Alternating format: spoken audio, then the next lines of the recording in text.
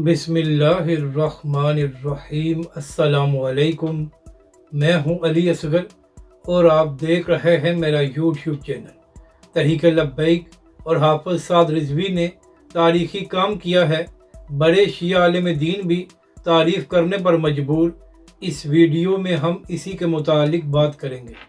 नाज़रीन अकरम, चंद दिन पहले जो तहरीक लब्बैक पाकिस्तान ने फैज़ाबाद में धरना दिया है, तो उसी हवाले से बात करते हुए एक अहले तशी आलम राजा नासिर अब्बास साहब ने कहा कि तहरीक लब्बैक पाकिस्तान ने जो फैज़ाबाद में धरना दिया है, तो उसमें हुकूमत और इदारों की मर्ज़ी शामिल थी, वरना किसकी हिम्मत थी कि वो फैज़ाबाद में धरना दे सके। तो नाज़रीन करम, राजा नासिर अब्बास साहब की ऐसे बयानात देना मजबूरी है, क्योंकि इस वक्त वो PTI और इमरान खान साहब के इत्तेहादी हैं, तो लिहाजा ऐसे बयानात देकर वो PTI वालों को खुश कर रहे हैं। जबकि दूसरी जानब एक और बड़े शिया आलिम दीन हैं जिनका नाम सैयद जवाद नकवी साहब है।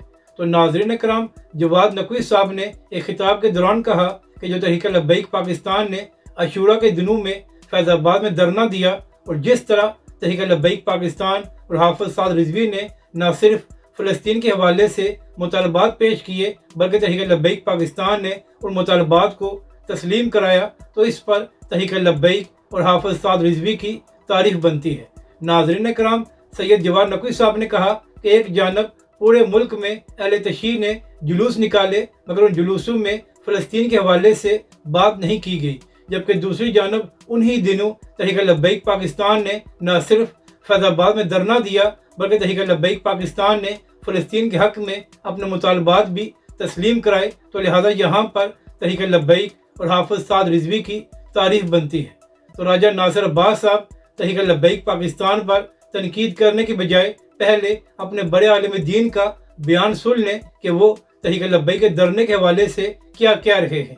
अपनी राय का ज़रूर इजहार करें कि आपको ये वीडियो कैसी लगी, और हमारे इस चैनल को भी सब्सक्राइब करें।